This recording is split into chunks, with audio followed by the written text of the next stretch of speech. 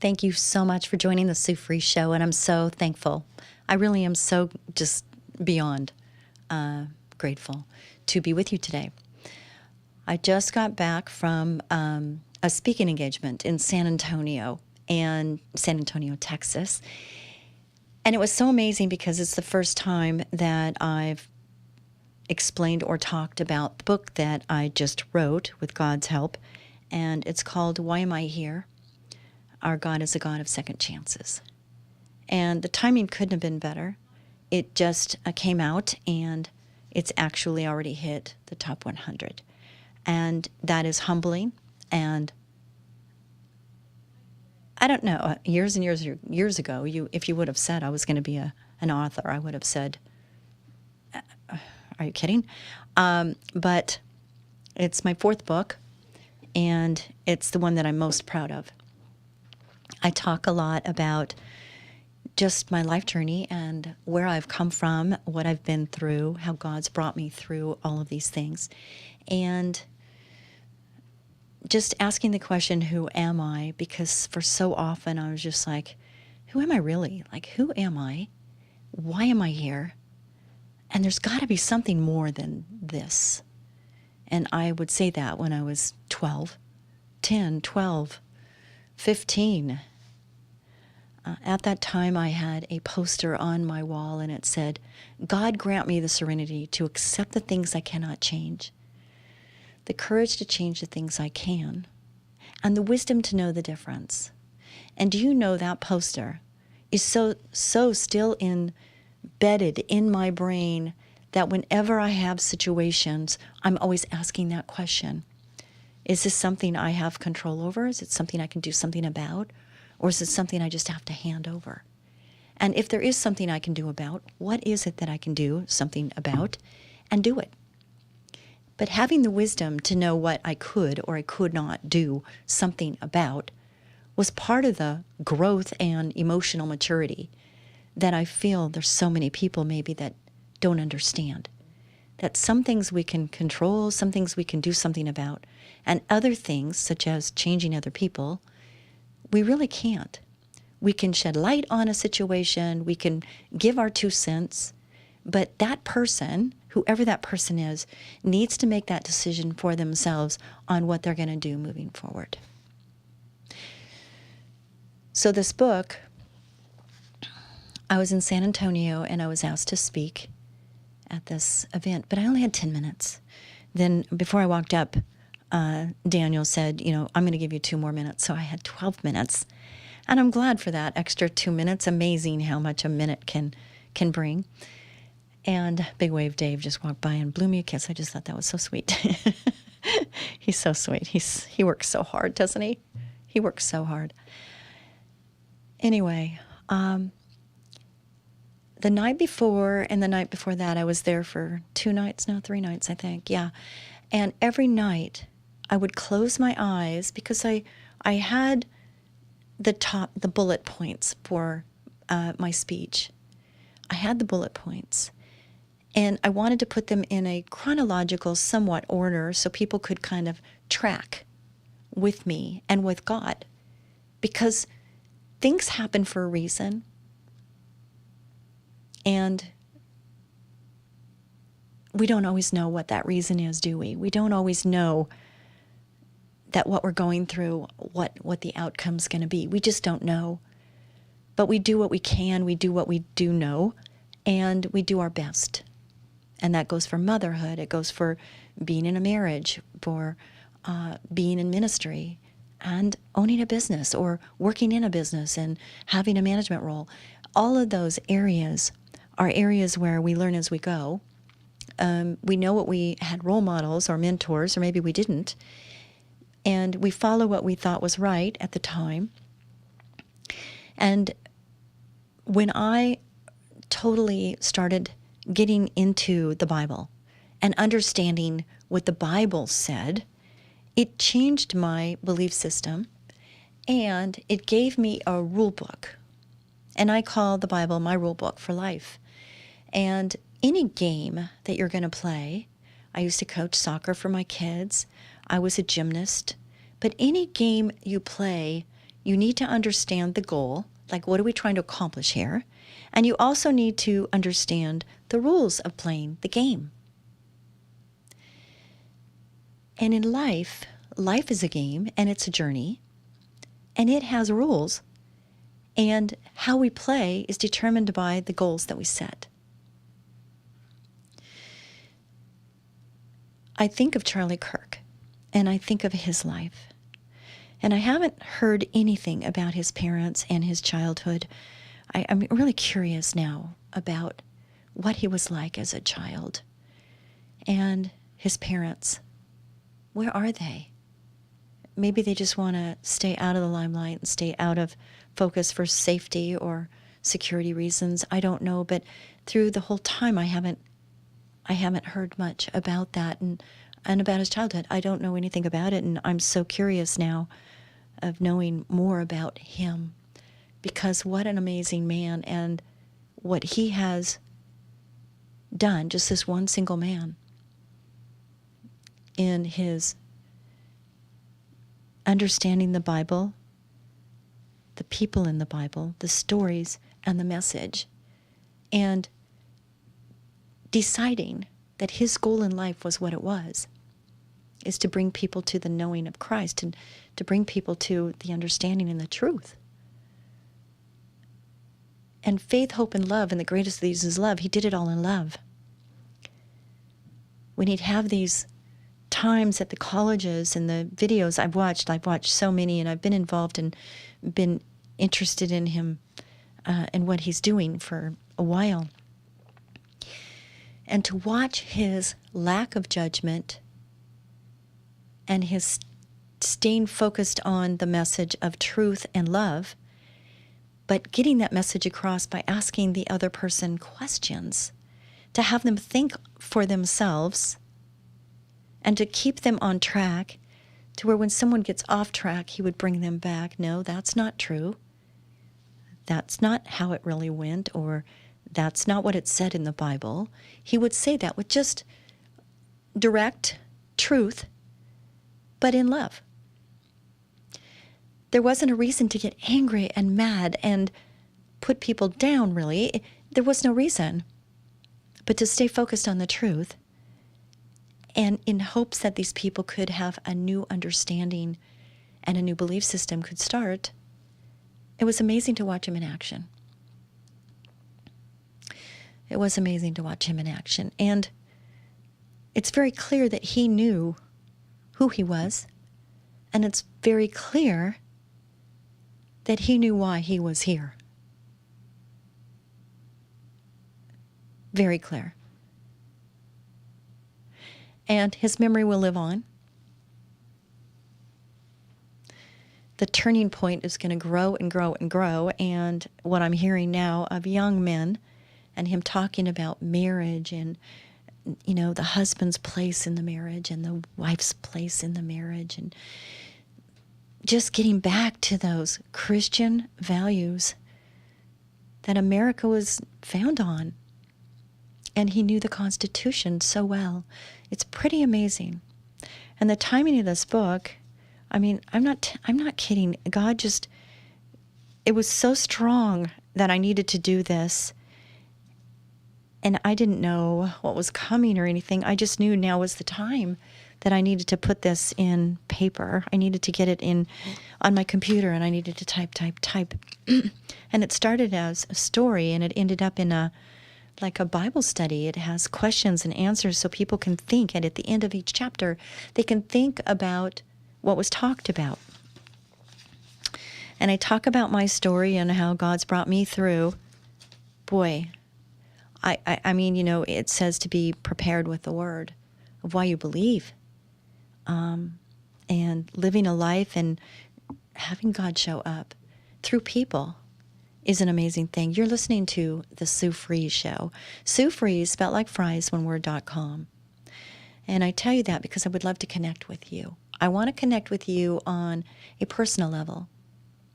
You know, I talk about things that I chose to do and things that happened to me that I didn't choose but still happened to me. I was sexually molested by my alcoholic stepfather. I was raped, and I chose to have an abortion.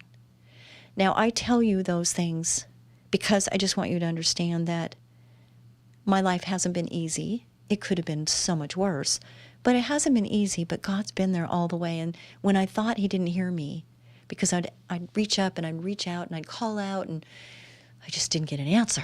Have you ever felt like that? But then down the road, I realized he was there all the time. So I have 10 chapters in this book. And the first chapter is Why Am I Here? The second is Things Happen. Things do happen, don't they? To everyone, things happened. They happen. And then my third chapter is God Cares. Then You Are Worthy. There was a time when I felt so unworthy to receive love, so unworthy to be in the same room with certain people. I felt unworthy because of choices I had made, and I had unforgiveness in my heart for them and for me, and I had to go through. Chapter 6 was forgiveness. Chapter 7 is the butterfly journey, which is my favorite. See, my logo is a butterfly, and it's got a cross in it. And that's because the butterfly symbolizes resurrection. It symbolizes rebirth. Because if you know anything about the butterfly, the story of the butterfly, how it starts as a caterpillar, and it has to inch up the stems, and it has to build this cocoon. Then it gets inside the cocoon, and it's really dark in there, and it's very tight. And part of the process, and if you can do the assimilation of and the metamorphosis of thinking about this is it's really tight in that cocoon, and they inch up and they get into the cocoon, and then they're tight in there, and the tightness is so important to the next steps. And it's so dark, and there's development going on in the dark. Think about that.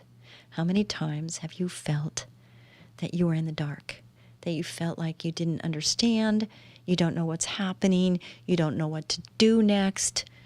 There was a time, after 13 years of marriage, my marriage was failing. I had 2 little kids depending on me to be a great mom. I wanted to give them the best, the most Christian. I wanted to raise them in a Christian home. I wanted to be the best role model I could be of what a wife should be and what a mom should be. And I did my best to do that in really difficult circumstances. It was very difficult for me to be that and to be strong in my environment. But I did my best to protect my children, to love my children, to take care of them, and to teach them Scripture, to teach them godly ways, godly values. But at 13 years of marriage, I ended up in a fetal position in my shower. And I was crying so desperately because there was no hope left. No hope that my marriage was going to survive. No hope that I could keep this together, even though I wanted to break the generational curse of divorce in my family. Both of my sisters have been divorced multiple times. I did not want that to continue on in my family. I wanted to be the person, the Christian, that could break that generational curse. Fetal position, without hope, calling out to God, saying, tell me what to do. Just tell me what to do, and I'll do it. Just tell me what to do. God, please tell me what to do, and I'll do it. I did not get an answer. I did not get an answer. I got out of the shower. I dried off. I got dressed and felt hopeless and helpless. With 2 little children that were depending on me. Daddy was not home a lot. They only had me and God. And it was that day or the next day that I heard on the radio, call 1-800 for help for me. And I'm like, what's that? And so then they told a story about a person who was feeling hopeless and helpless, and how they called the counselors, and they're there to listen to what you have to say and direct you on what next step should be. I called because I didn't know what else to do. And that was God's timing. I called and I talked to this kind, loving man, and I told him what was happening, how I was feeling, And they said, you need to come. You need to come to blah, blah, blah. And I went, I don't know how I'm going to do that. I've got 2 children depending on me. I don't have anybody to watch them. I can't just leave them. I have to be here. So I hung up from him, and my sister called, my younger sister, who I adore. And she called, she goes, hi, Sue, what's up? And she could tell that I was distraught. And then I told her a little bit about what was going on, that I didn't have anybody to watch the kids, so I could go get the help that I think I needed. And she says, and so we hung up. I'm not kidding you. It wasn't 10 minutes later. I'm in the garage. I'll still remember it so vividly. I'm in the garage. I'm just in the garage working, doing laundry, doing whatever. She calls back. She says, Sue, you're not going to believe it. I said, what? And she says, I just got laid off. I can watch the kids for you so you can go get in that place and you can get the help you need. So I will do it. So call them back right now and find out when you can go so I can help. Angels. I called and they got me in within a couple of days. My sister came and she helped take care of the kids so I could go get the help I needed. Now, I told him I'd only be in there 3 days. 3 days, that's it. Again, let me just tell you, you're listening to the Sue Fries Show. Sue Fries, spelled like fries, oneword.com. I want to let you know that so that if you want to reach out to me, you can do it by going to that website. You can email me, and I'm the only one that reads those emails. If you have something you want to share with me, a secret that you've been holding way too long, if you have unforgiveness in your heart and you need prayer, anything you need, I don't know if I have the answer. I know who does. God. Just email me and I will do what I can to help. Okay. Also, this book that I wrote, I want to give a special offer to you. You can go online and you can get Kindle, a copy of it on Kindle on Amazon right now for $1.99. $1.99 on Kindle. If you want a free book, I want to do that for you too, but you'll have to reach out to me like right away. I'm going to do it for the top 10, the first top 10 people that ask. I did this a couple weeks ago, and I think I have 4 people. No, I think I have around 7 people that did it, so it'll be 10 more people, so that's 17, my favorite number. Anyway, email me and tell me you want a copy of my book. I'll autograph it for you, and we'll go from there, okay?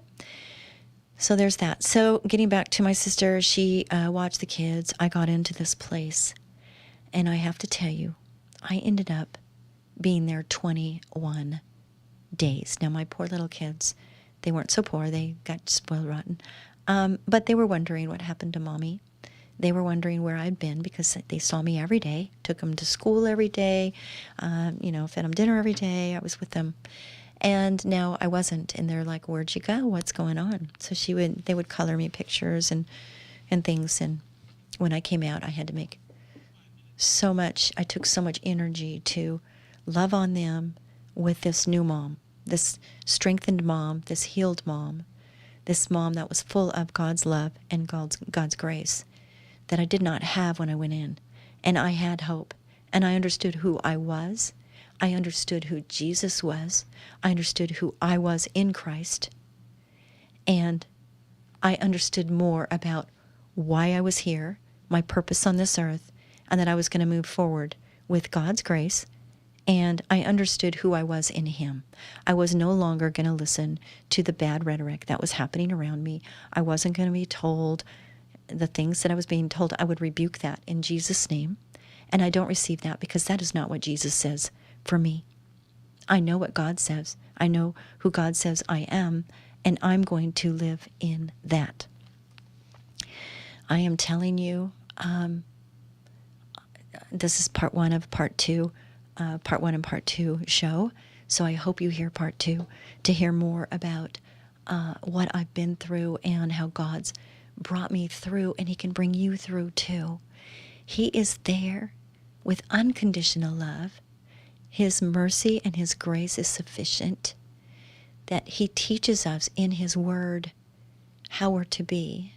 And Charlie Kirk and his wife Erica are examples of who you can be when you follow the Lord, when you understand scriptures, when you understand who you are, and you have that confidence to have the love and grace for other people. Because you're confident because you know who you are. There's so many people that I'm introduced to that lack confidence. that don't understand who they are or where they're going. They don't even sometimes understand where they've been. And I'm just saying that I don't want to live that way. I want to live to where I can understand others and I can show them grace like God showed me. I think it's so important that we love each other and that we love one another, and God tells us to do that. Love thy neighbor as thyself is what it says in the Bible.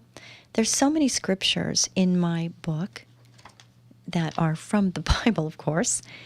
And then I have greatness takeaways. I don't know about you, but do an assessment. Do an assessment of your life. Think about things that have happened in your life that you thought you had no idea what was going on. You had no idea what the outcome was going to be. And then all of a sudden, now here you are, right? You're past that. You're past that. And there was a lesson in that. And I look for the lessons in everything. Here's one. And I only have 2 minutes before the show's going to end. A couple weeks ago, I went to the beach, and this beach was where we was on a cliff, and this cliff had multiple stairs. Then it had a platform, and then it had another multiple stairs. I didn't count the stairs. I think it was 20 per platform, maybe 25. And then there was 5 platforms and then 25 stairs in between each platform. And I was talking to my friend. It was my 5th time going down, and then when you go down, you got to come back up, right? And I'm like, wow, I'm getting a workout today. And I'm walking down. I said, isn't it interesting? It's so much easier to walk down, to go down. It's so much easier to go down than it is to come up. Think about that. And interesting that that can be paralleled. You can transfer that over to any part of your life. It's so much easier to go down, isn't it, than it is to come up. So what I'm going to say to you is that it's the going up that is more painful, and it's the going up, getting up, that creates memories and lessons that you can share with others and help others get up and get back on and move forward and upward. So I hope this has been helpful.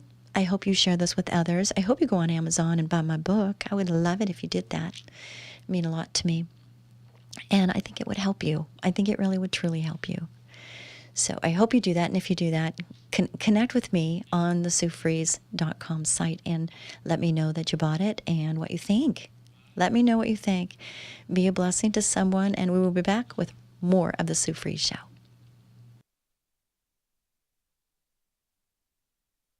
When I was 2 years old, I had a life-threatening asthma attack.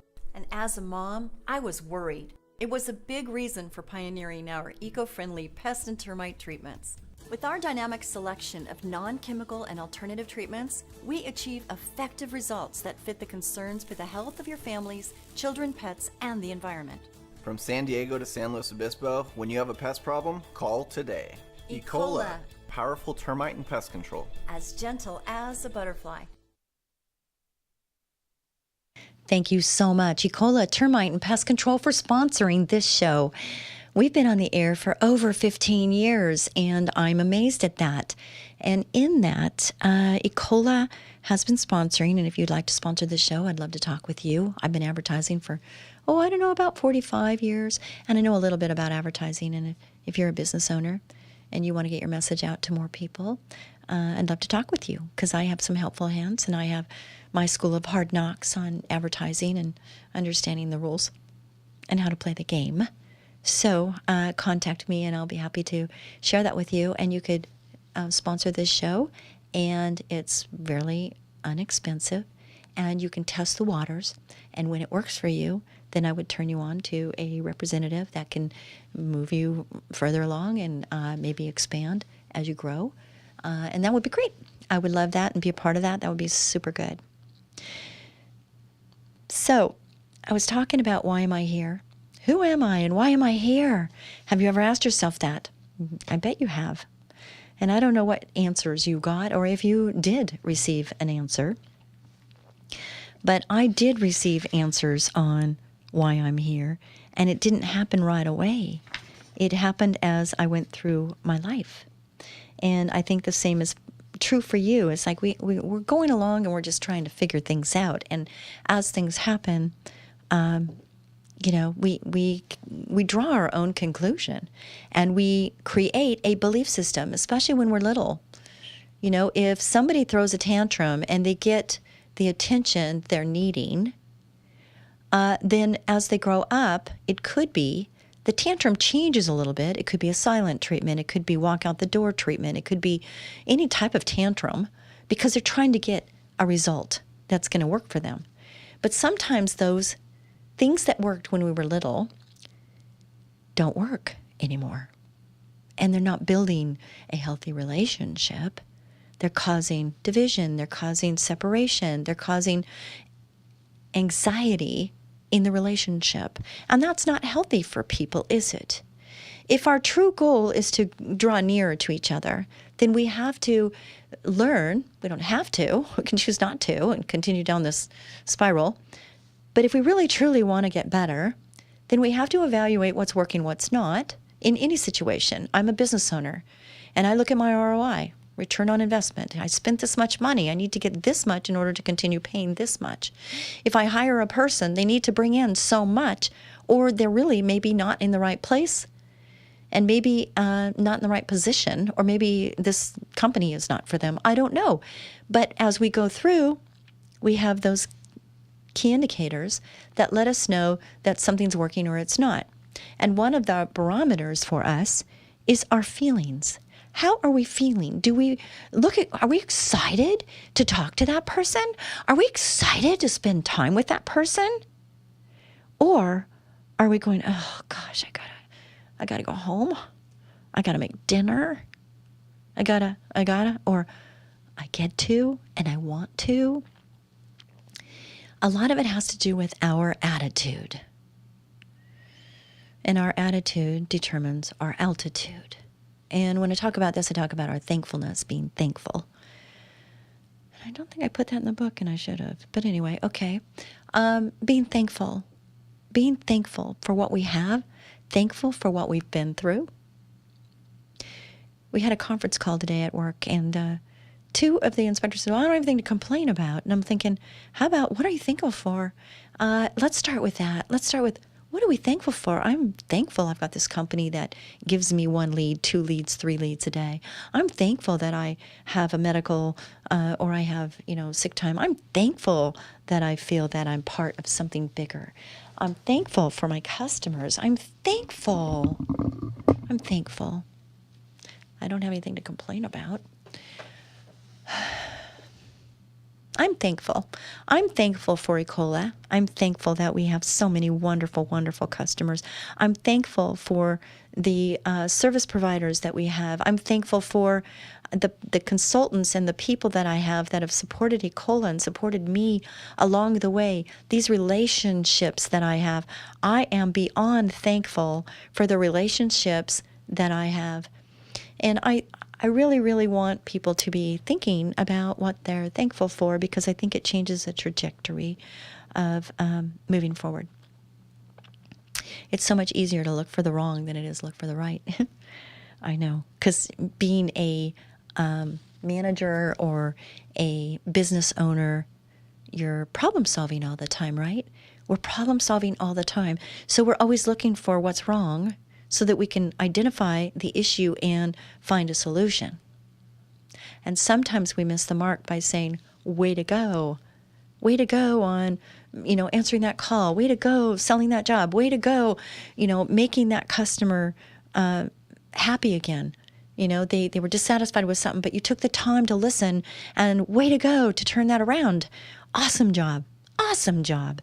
It's super good. In my book, I talk about my introduction, and my introduction is trying to give people kind of a very quick 3-page summary, actually 4, of what I've been through in order for me to get where I am now.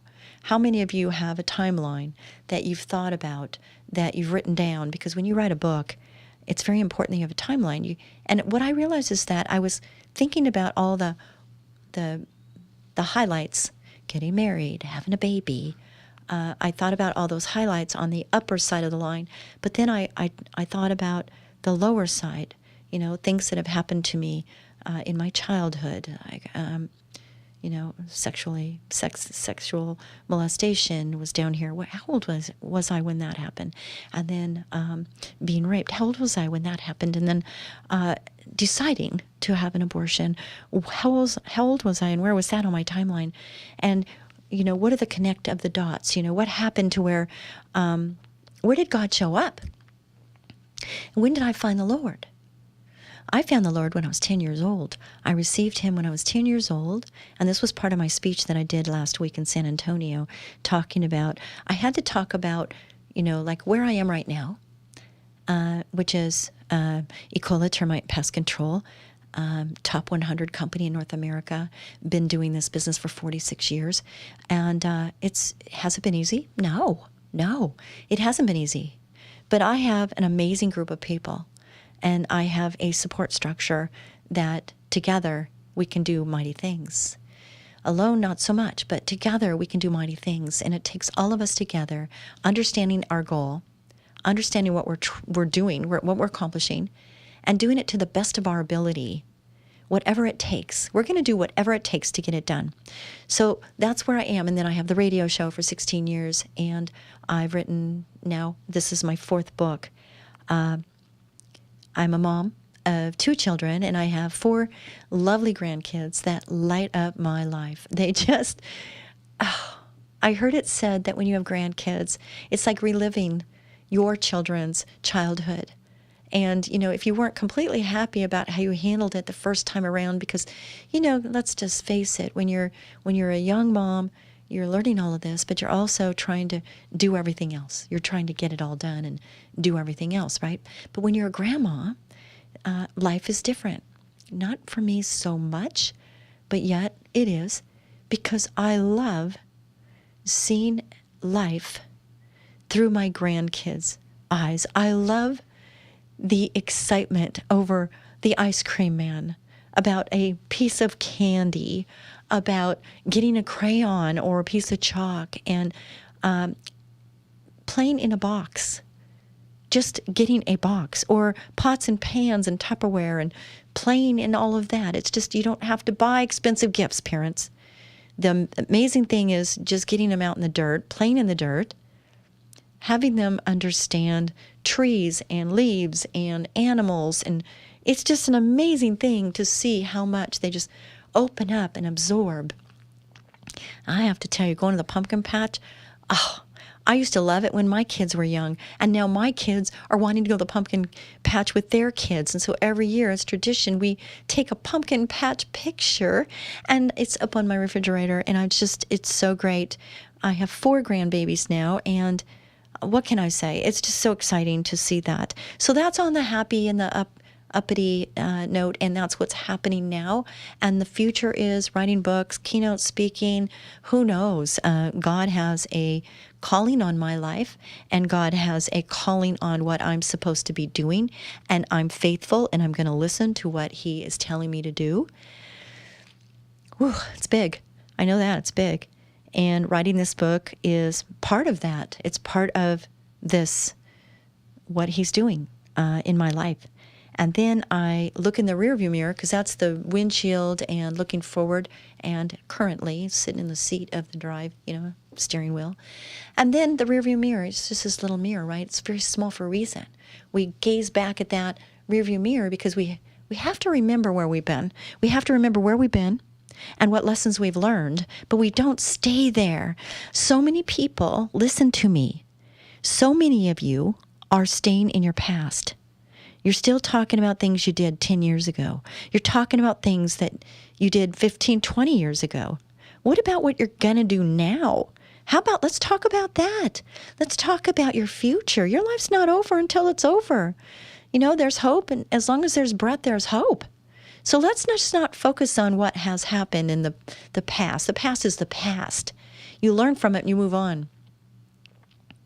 And part of that, the release that you can get from your past, is by forgiving those that have trespassed against you, and forgiving yourself for bad choices, things that you've done that were bad choices. Let's just face it, okay? We made mistakes, okay? God knows we made the mistakes. He knows. And there's probably people that know you made mistakes too.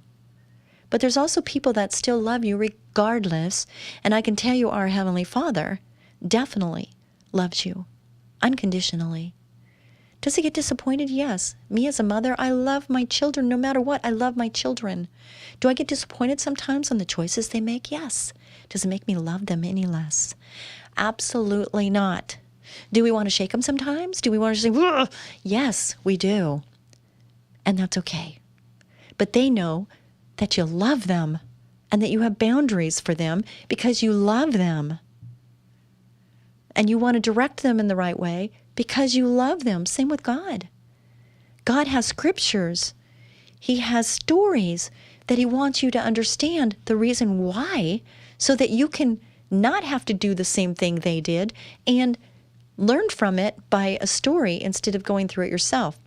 That's part of what Sue Fries' show is all about, is you learning from other people's experiences. You learning just by listening, and you're going, I don't need to do that. They did it, didn't work for them, so maybe it's probably not going to work for me too. So what could I do instead? What could I do that would be better? How do I strive for excellence in everything I do? And that's part of this book too, is looking in that rearview mirror, seeing your past, experiencing your past, but forgiving those that have trespassed against you. Erica Kirk getting up there and saying that she's going to forgive the shooter that took the love of her life away from her and her children. And she's going to forgive him. That's what Christ tells us to do. And in the measure you forgive, you too shall be forgiven. Remember that. I have friends, I got people that I love that just have a hard time understanding this whole thing. They might not understand tithing either. You give your first fruits, not your last fruits. And trust that he's going to make it better for you. And when we forgive others, trust that God sees that, he does. And your life will be better. Because all of that bitterness, all that ugliness, all that anger, everything is causing you to not be healthy. It's going to affect your health. And you cannot buy, believe me, you cannot buy good health. You can't. God is a God of second chances. So those of you that have made mistakes, we all have, you know, in the Bible it says, we all fall short of the glory of God. We all do. We all do. So don't beat yourself up anymore, okay? Just don't. And I've had people that have not received the Lord. They don't understand all of that. And I ask them where they're going to go, and they say, I don't know. I'm just going to go to sleep. And so they don't believe in heaven, and they don't believe in hell. And that's where they're at. And when I talk to them about where they are in their life and how they're living life and what God would like for them to do, and that God wants them to receive him and understand that he died, that he sent his only son to die in our place to cover our sins, and then he resurrected on the third day, that we can become part of the Christian family. And I have people that hear that message and say, I want to clean my act up first. I want to stop drinking first. I want to stop smoking first. I want to take all of the vulgarness out of my speaking. I want to not say cuss words. I want to just clean my act up first. And God says, no. God says, come to me, all you who are weary and heavy burdened, and I will get you rest. He will give you rest. So you don't have to wait. He'll help you clean up your act. Believe me, I've seen it so many times. And let me just be honest. There's a couple times lately that a bad word has come out of my mouth. And I thought, what the heck? What are you doing, Sue? Clean up your act. That doesn't need to be coming out of your mouth. Don't be a potty mouth. And I tell myself that. And it's usually when I'm around people that talk like that, and it kind of comes off on me, and I really try to guard against that. But sometimes it just happens, and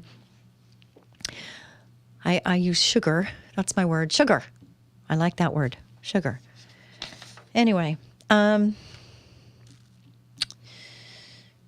just know that whether you've known the Lord for decades or you're just getting to know him now, God is faithful and just.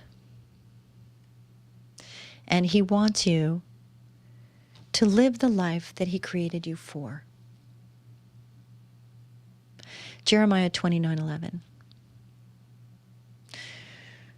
For I know the plans I have for you, declares the Lord. The plans to prosper you, not to harm you, to give you a hope and a future. I love that scripture. To prosper you, not to harm you, to give you a hope and a future. The devil wants us to feel isolated. The devil wants us to feel helpless and hopeless, which I've felt. I've been there. And it's awful. It's really awful. And sometimes we have to get to the point where I had this picture in my mind in my marriage that I was in a hole, a dirt hole. And as I tried, it was too high. The opening was too high for me to reach. I couldn't get out of this hole. And I would claw myself, and the rocks and dirt would fall more on top of my head and on me. I couldn't get out of this. But the thing was I had to look up, and I had to reach up. And when I reached up is when I realized that I just needed to call out to God. I needed to call out to God and say, God, I'm yours. I want to do. Tell me what to do and I'll do it. I just want to be yours. I want to be your daughter. I want to do what you tell me to do, Lord. Tell me what to do and I'll do it. And then I woke up because that was a dream. It was kind of a nightmare, really. But there were many times I would have that dream where I was just trying to get out of this hole and I couldn't get out of it. I felt so stuck in my situation. Do you ever feel that way? Are you feeling that way now, where you feel stuck in your situation? I felt like I had 2 cement blocks on my feet. I couldn't move. And this was because of my marriage. I was so stuck in my marriage. I couldn't figure out how to fix it. Couldn't figure out what to do. If I could just be good enough. If I could be a better wife, if I could be a better mother, if I could just be a better Christian, if I just pray enough. If I pray enough, I should be able to. Maybe I'm just not believing hard enough. Maybe I'm just not believing enough. Oh gosh, it was so tiring.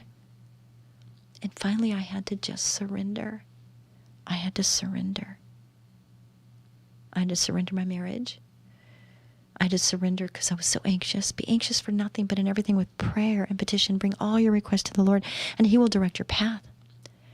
I was so anxious. That's Philippians 4:6.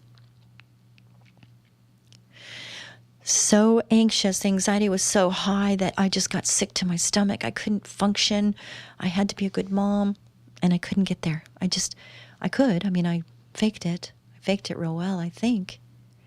I love my kids, but I was sad, and they can sense everything. They can sense it. Moms, if you're here, the Lord wants to help. He is there for you. Dads, if you're feeling hopeless and helpless and high anxiety, he's also there for you. Understand your marriage is a ministry. Understand your marriage is you're not on the opposite sides.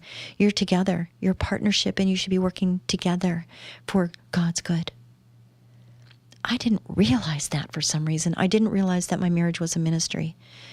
And this person that I married, he wasn't in a position to be able to help me there. He just wasn't. He thought he was, but he wasn't. So now I'm waiting. I'm waiting on the Lord to present to me my godly gentle giant.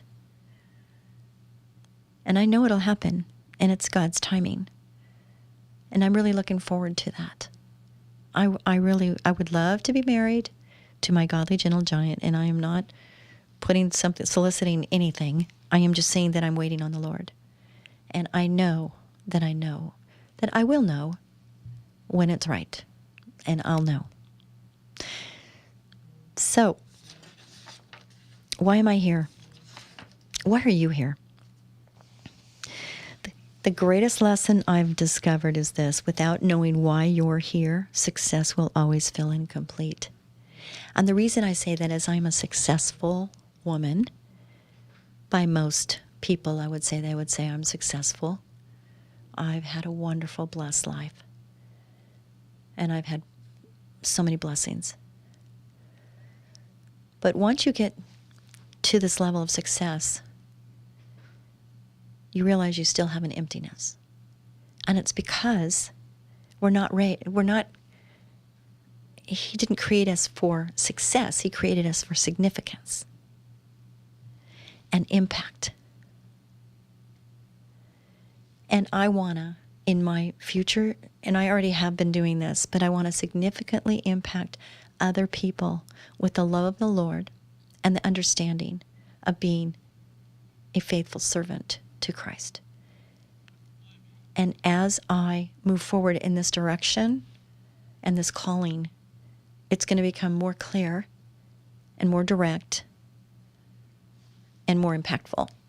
And I'm declaring that, and I'm manifesting that because I believe that's what God's calling me to do. So what is God calling you to do? Because we all have a purpose. What is God calling you to do? Please connect with me, Sue Fries, spelled like fries, oneword.com, and ask me for my book, Why Am I Here? God is a God of Second Chances, by Sue Fries. And I look forward to hearing from you. So be a blessing to someone each and every day. Reach out. I just really would want to hear from you. Please reach out to me and tell me that you want a book and tell me what's going on in your life. Okay? Please do that. God bless.